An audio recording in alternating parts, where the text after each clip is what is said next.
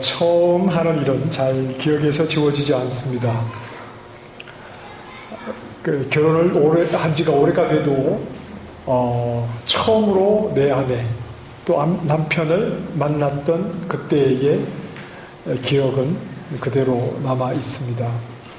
그리고 처음으로 자녀를 낳았을 때, 그리고 직장에 들어가서 처음으로 월급을 받았을 때, 처음으로 집을 샀을 때, 처음으로 차를 샀을 때, 이렇게 뭐든지 처음 하게 되는 일들은 잘 기억에서 잊혀지지 않죠. 그리고 처음으로 하는 일은 더 잘하고 싶고, 또 가급적이면 좋은 것으로 그렇게 시작을 하고 싶습니다.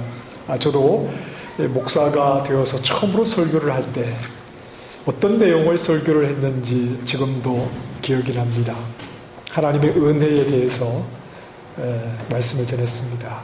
그리고 하나님의 은혜 없이는 안 된다는 은혜의 절대 필요성에 대해서, 그리고 은혜의 하나님을 더욱 의지해야 할 것에 대해서 설교를 했던 기억이 있습니다.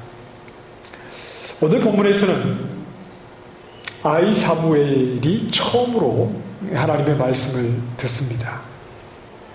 하나님이 사무엘을 불러주시고 하나님의 뜻을 보여주시는 겁니다. 사무엘이 기대하지 않았던 때에 하나님께서 찾아오셨습니다.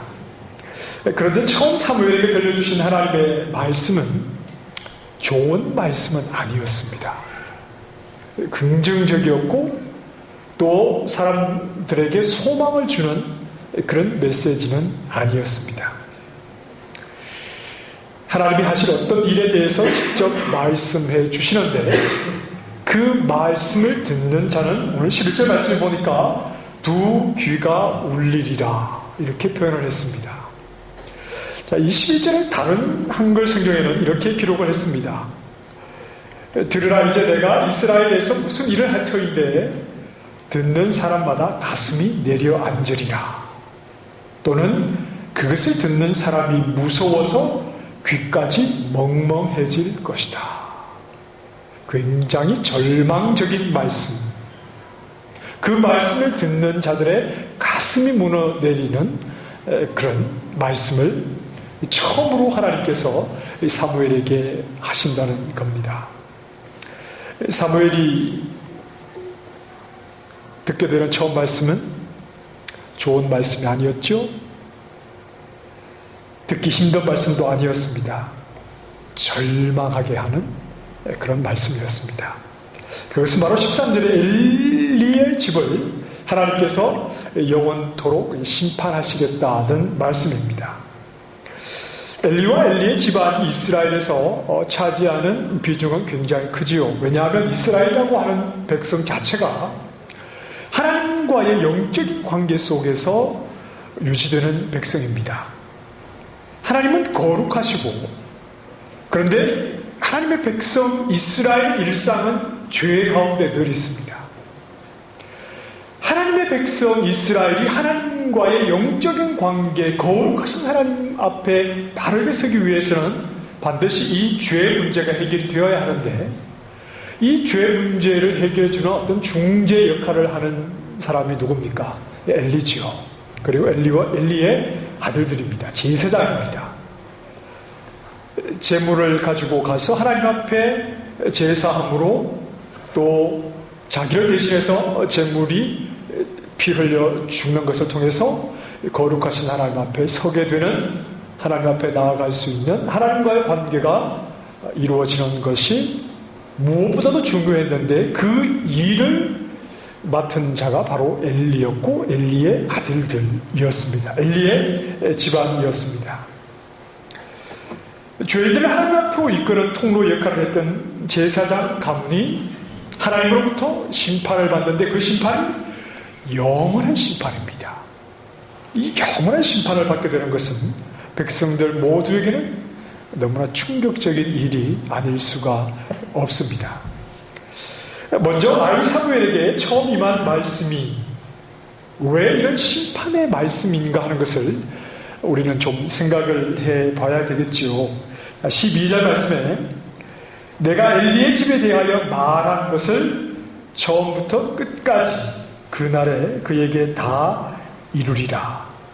그리고 이어 13절에 왜 심판하셔야 하는지 그 이유에 대해서 말씀을 해 주십니다. 그런데 정작 하나님께서 엘리의 집을 심판하셔야 하는 이유를 말씀해 주시지만 엘리의 집을 어떻게 심판하시겠다 하는 그 심판의 내용은 사무엘에게 말씀을 해 주지 않습니다. 그런데 우리는 하나님께서 엘리의 집을 어떻게 심판하실지 그 심판의 내용을 우리는 알고 있죠. 어디에 나옵니까? 2장 27절 이하에 나옵니다. 하나님의 사람, 선지자지요. 하나님께서 어떤 선지자 한 사람을 엘리에게 보내셔서 어떻게 하나님께서 엘리의 집안을 심판하실지 그 심판의 내용을 다 말씀을 하고 있습니다. 엘리의 집에 노인이 하나도 없는 날이 이럴 것이라고 그 심판의 내용을 전해 주었습니다. 자, 그럼 하나님께서 한 선지자를 보내셔서 선포하신 그 심판의 내용을 이제 사무엘을 부르신 뒤에 그 심판을 이루시겠다라고 말씀하셨다는 것은 사무엘이 한 선지자가 엘리에게 전한 심판의 내용을 사무엘이 알고 있었을까요? 아니면 모르고 있었을까요? 하나님께서 사무엘에게 처음으로 말씀하시는데 엘리의 집에 대해 심판을 하시겠다 그 이유를 말씀하시지만 심판의 내용이 무엇인지에 대해서는 말씀을 해주지 않습니다.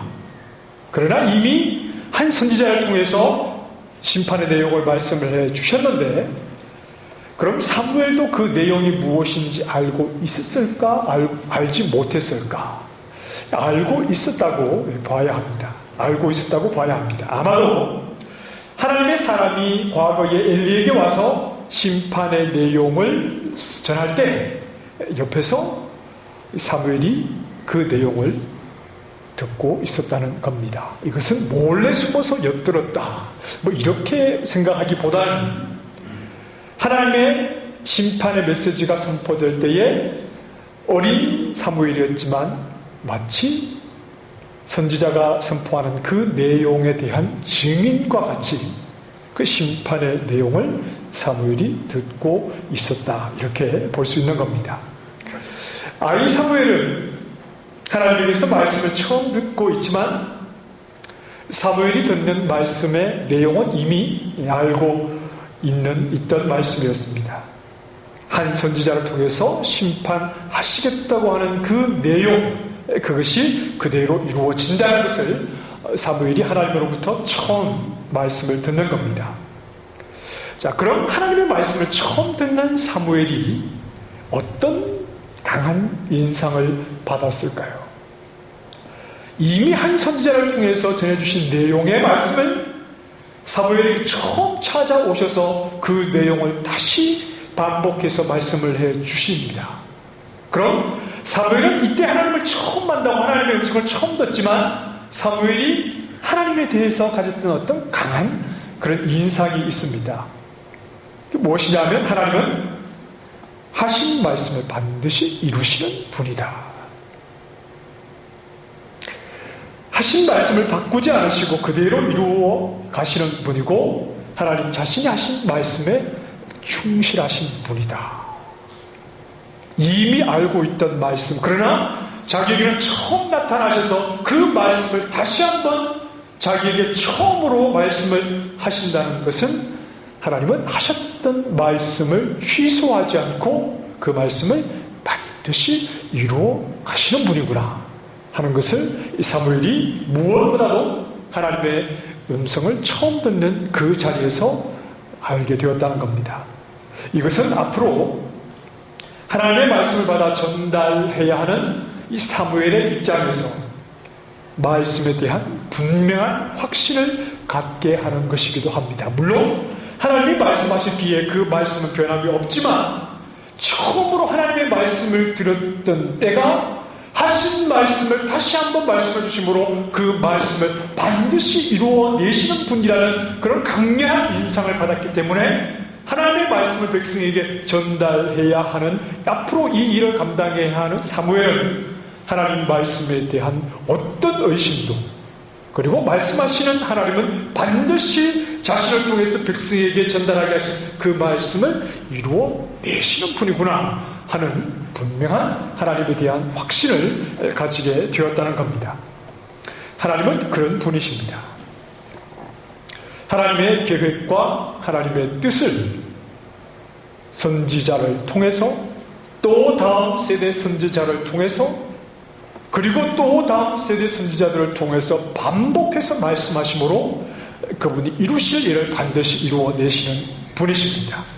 선지자를 통해서 바로 그때에 그분의 일을 이루시기도 하지만 하나님의 때가 이르기까지 하나님은 계속해서 선지자들을 세우셔서 하셨던 말씀을 반복하고, 하셨던 말씀을 좀 더 깊이 있게 말씀해 주시고, 또 하셨던 말씀을 좀 더 구체적으로 말씀을 해 주셔서 하나님의 말씀이 후퇴되지 않고, 하나님의 말씀이 취소되지 않고, 하나님의 말씀이 바뀌지 않고 반드시 말씀하시는 것은 하나님의 때가 가까워지면 가까워질수록 더 구체적으로 말씀해 주시면서 말씀하신 것은 반드시 이루어 가시는 분이다는 것을 우리는 알 수 있습니다. 자, 그래서 우리는 성경의 통일성을 말할 수 있는 겁니다. 제가 간간히 강조를 합니다. 성경은 66권이지만 성경은 한 권입니다. 그래서 우리는 성경을 볼 때 그 통일성을 생각을 해야 됩니다. 한 권이라는 이런 생각을 가지고 생각을 해야 하고, 그럼 성경의 통일성을 이야기한다고 할 때 우리는 자꾸 어떤 큰 강줄기가 있으면 그 본 강줄기를 속에서 생각을 해야 되는데, 성경을 가지고 자꾸 어떤 지류에서 그렇게 놓으려고 하면 안 되는 겁니다. 하나님께서 일관되게 하나님의 뜻을 나타내시고 선지자들을 통해서 그분의 뜻을 이루어가시는 큰 강줄기가 있는데, 우리는 어떤 쪽에 관심을 가지느냐 하면 그 강줄기에서 벗어난 어떤 지류 속에서 자꾸 놀려고 하는 겁니다. 그래서 뭘 추구하느냐 하면 하나님이 일관되게 그분의 일을 추진해 가시고 이루어 가신다, 이런 줄기 속에서 하나님을 생각하기보다는 그 성경 가운데 있는 한 절을 찾아가지고 거기 동그라미를 치고 밑줄을 쫙쫙 그어가면서 하나님이 나에게 복 주신다, 좀 전체적인 의미에서 하나님께서 우리에게 말씀하시는 것을 생각해야 되는데, 꼭 읽다가 보면 나에게 그저 유익이 되고 그저 그 말씀의 어떤 전체적인 문맥에서 말씀을 이해하기보다 그 한 절, 그것을 가지고 그냥 벽에다가 걸어놓고 나에게 복 주시고 내 욕심을 채우는데 그 말씀을 오용할 때가 우리에게 있다는 겁니다.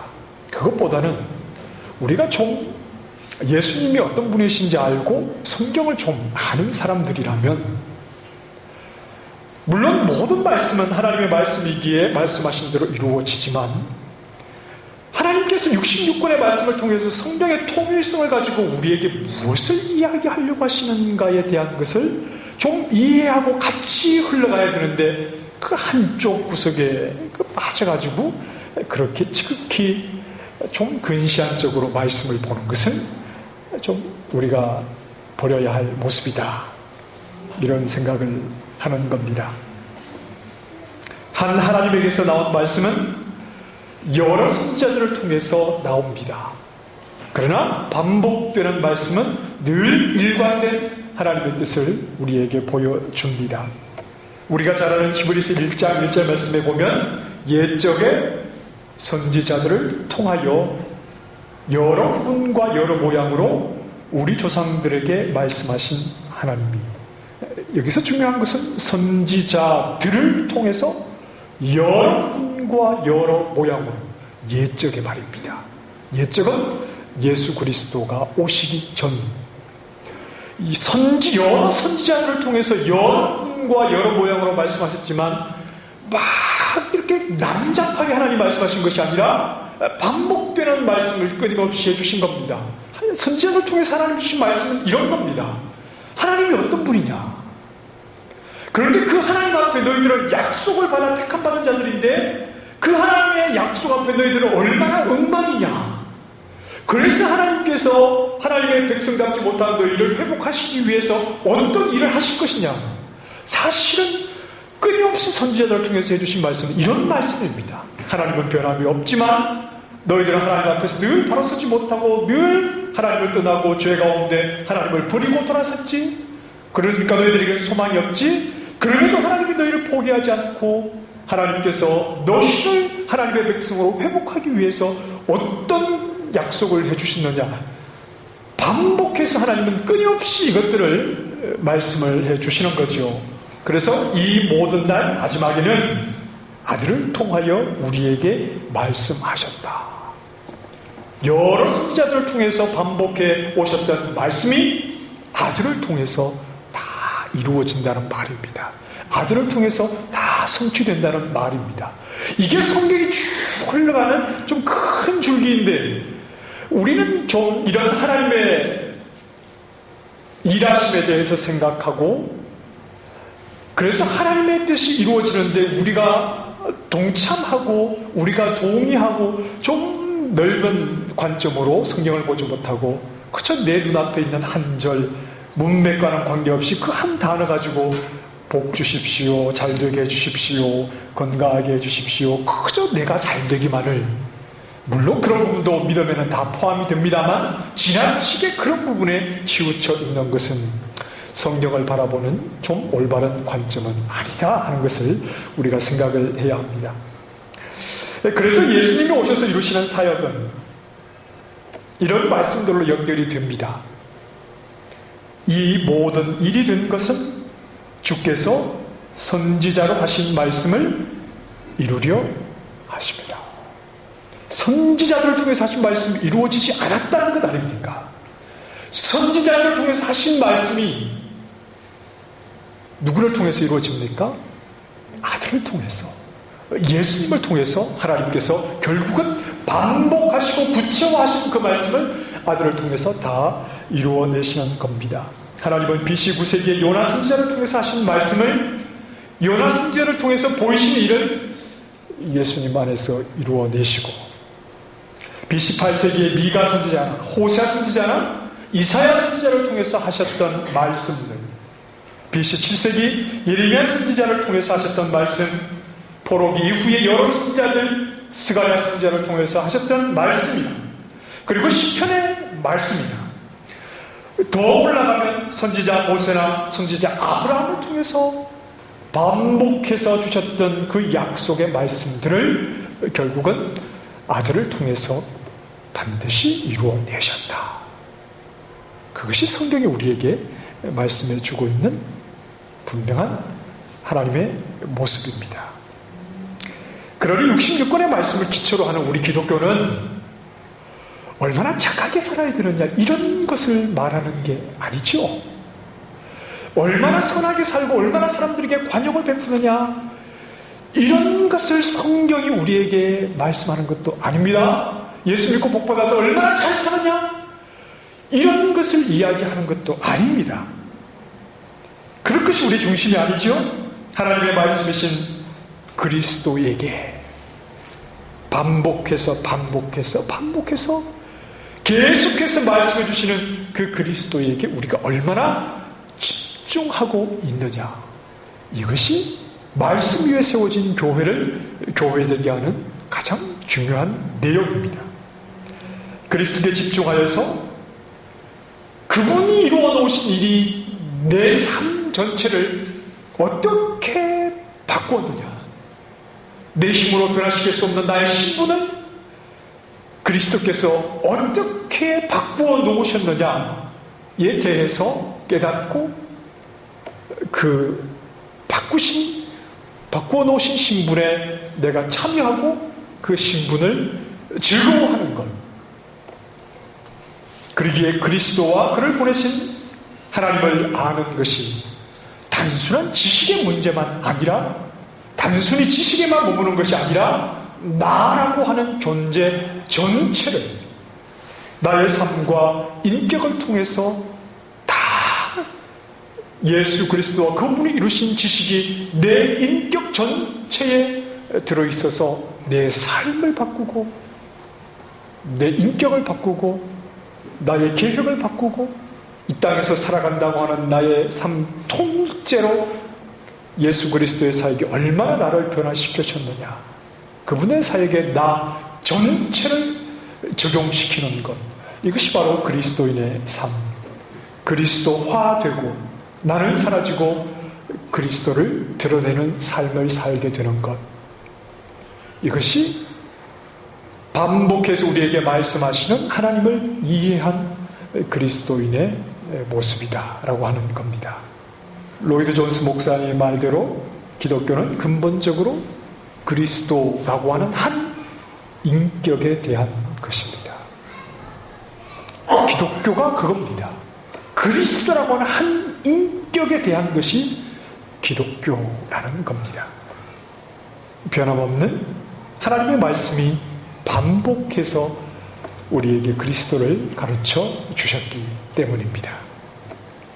자, 그렇다면 엘리의 가문에는 왜 하나님의 심판이 취소가 될 수 없는 것입니까? 자, 14절 말씀을 보십시다. 14절 말씀 같이 한번 읽어보실까요?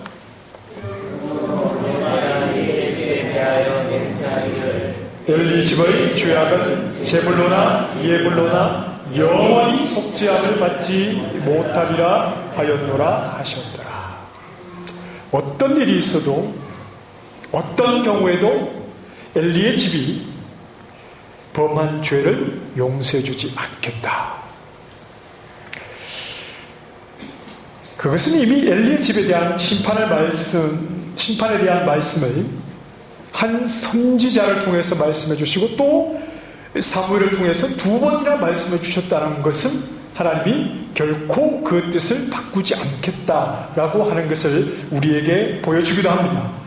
그럼 왜 엘리의 집에 대한 심판은 결코 용서받지 못하는 것입니까? 왜 엘리의 집은 하나님으로부터 심판을 피할 수가 없는 겁니까?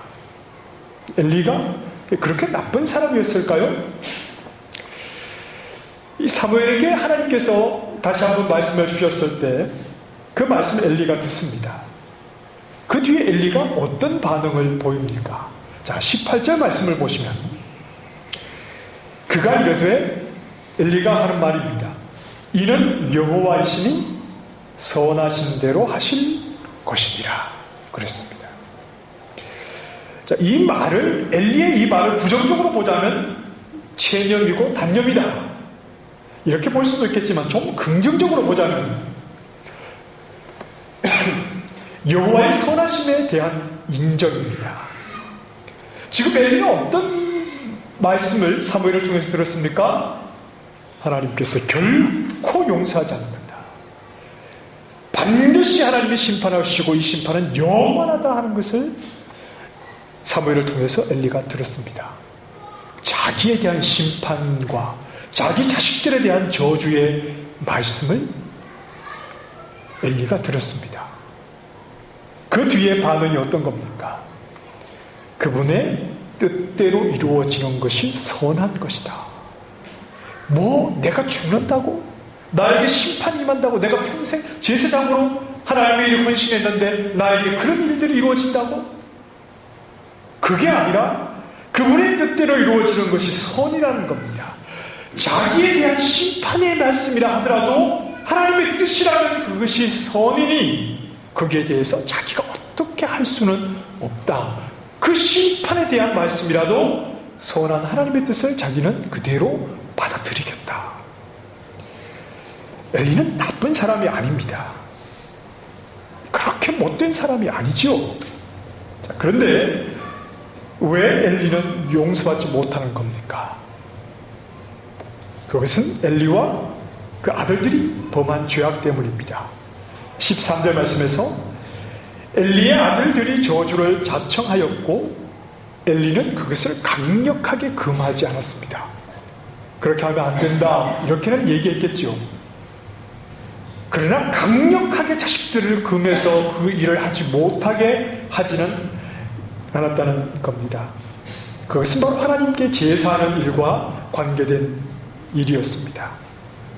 하나님께서 명령하신 대로, 하나님께서 말씀해 주신 대로 그 말씀에 순종해서 그 말씀대로 하나님을 제사하지 않고 말씀을 무시하고 자기들 마음대로 하나님이 명한 일도 아닌데 자기 내키는 대로 하나님의 말씀을 무시했다는 것은 말씀하신 하나님을 무시한 것이요, 그건 무엇보다도 하나님 앞에 제사하는 겁니다. 죄인들이 하나님 앞에, 거룩하신 하나님 앞에서 살 수 있도록 죄 사함을 받게 하는 그 제사를 전체 진행하는 이 모든 일들을 하면서 하나님을 무시하고 하나님의 말씀을 무시했습니다. 여호와를 존중히 여기지 않고 죄 사함을 주는 이 제사를 그들은 소홀히 여겼던 겁니다. 제사에 관한 것이었기 때문입니다. 엘리와 아들들에게 제사는 단순한 직업이 아니었습니다. 밥을 먹기 위해서 하는 일이 아니었습니다. 그들에게 하나님께 제사하는 것은 짐승의 피를 흘리고 그 짐승을 잡아 하나님 앞에 드리는 것은 예수 그리스도의 죽으심을 내다보는, 모든 죄인들에게 죄사함을 얻게 하는 너무나 귀중한 일의 그림자로 그 일을 하는 것이었습니다. 어떤 원시 종교에서 짐승을 잡아 제단 앞에 올려놓고 불태우는 그런 어떤 의식의 문제가 아니었다는 겁니다. 끔찍하지만 살아있는 짐승의 목을 따서 피를 흘리고 가죽을 벗기고 몸을 잘라 각을 떼서 그렇게 불태운다는 것이 끔찍한 일이지만 그만큼 하나님 앞에서 우리는 그 끔찍한 죽음을 생각하지 않을 수가 없는 죄인이라는 것을 생생하게 보여주면서 그 일은 예수 그리스도의 죽으심을 통해서 우리가 얻게 될 죄 사함에 대한 하나님의 큰 계획과 뜻을 나타내는 그런 일들이었습니다. 그런데 그 일을 소홀하게 여겼다는 것은, 즉 죄인이 용서받을 수 있는 속죄의 제사를 소홀히 여기니 용서받을 수 있는 다른 길은 없는 겁니다. 속죄의 공로를 의지하는 일에 소홀하니 그들이 어떤 방법으로도 죄사함을 받을 수는 없는 것이죠. 이것이 그만큼 중요하다는 겁니다. 제가 간혹, 비단 우리 교회는 아닙니다만 교회에서 성도들과 이렇게 대화할 때가 있습니다. 평소에는 잘 몰라요. 다 집사님이고 권사님이고 늘 예배 시간 빠지지 않고 새벽 기도에도 나오고, 그런데 그런 분들과 대부분은 그렇지 않습니다만, 그러나 예상외로 어떤 분들은 예수 그리스도의 십자가 죽음의 의미를 전혀 모르는 분들이 있습니다. 깜짝 놀랄 만한 일입니다. 교회 직분을 가지고 있고 어떤 분들은 중직자이기도 한데 예수 그리스도의 죽으심의 의미가 무엇인지를 몰라요. 얘기가 안 되는 겁니다.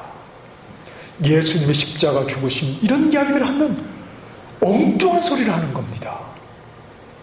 그러면서 기도 제목은 우리 자식들 잘 되게 해주십시오, 사업 망하지 않게 해주십시오, 이런 것을 기도 제목으로 바뀌는 얘기를 하지 못하는 겁니다. 십자가 대속의 은혜에 깊이 젖어 본 적도 없고 예수님의 십자가 죽으심이 나에게 어떤 의미인지에 대해서도 아는 바가 없어요. 너무 몰라도 너무 모릅니다. 그런 분들이 교회 안에 있어요. 예수님의 십자가 죽음의 의미가 뭡니까? 어떤 이유가 있어서 죽으셨겠죠. 몰라, 말씀 못해요. 이런 분들이 교회 안에 있다는 말입니다. 하나님께서 어떤 죄를 용서해 주시지 않습니까? 예수 그리스도 십자가 대속 사역을 내다보고 하나님 앞에 제사하는 일들을 소홀하게 여길 때 하나님이 그들을 절대 용서해 주지 않으십니다. 왜? 죄 사함을 받는 유일한 길이거든요. 그런데 오랫동안 교회를 다니고 오랫동안 믿음 생활을 하고 예수님을 나의 주님이라고 말한다 하면서도 영원한 하나님 나라를 사모한다 하면서도 십자가, 예수님의 그 십자가에서 우리 죄를 대신해서 죽으신 그 대속 사역의 의미가 뭐냐? 그것에 감사하고 그것을 의지하고 그 예수님의 죽으심 때문에 의가 없었던 내가 거룩하신 하나님 앞에 나아갈 수 있는 의를 얻게 된 줄로 믿고 잠시 살아가는 이 세상이 아니라 그 영원한 하나님 나라의 소망에 이끌려서 그렇게 살아가고 있습니다. 이렇게 고백하지 못하는 사람들이 의외로 우리 가운데 있다는 말입니다. 그들의 관심은 뭐냐 하면 어떻게 하면 이 땅에서 잘 사느냐 하는 겁니다. 어떤 고상한 다른 목표가 있느냐? 없어요. 뭐가 있겠습니까?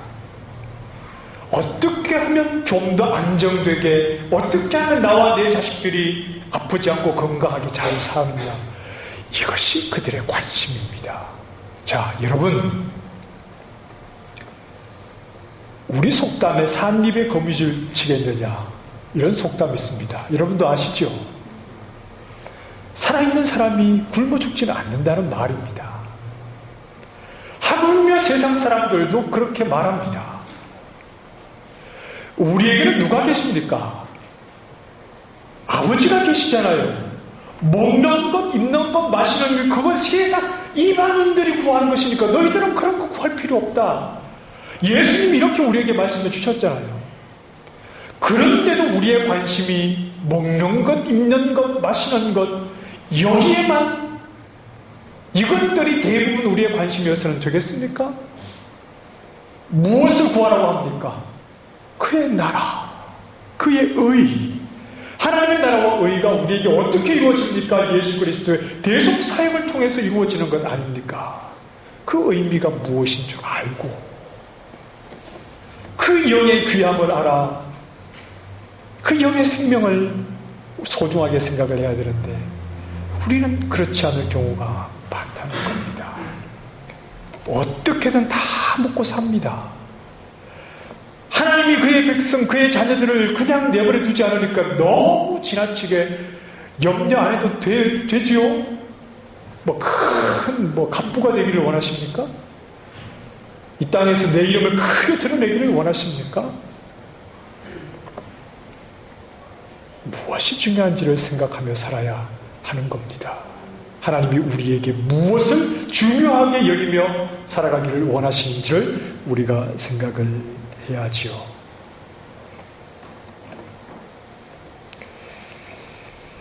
하나님이 우리를 부르실 때 예수 그리스도의 죽음이 가져다 준 대속의 은혜에 대한 분명한 확신이 있느냐, 이것이 중요한 겁니다.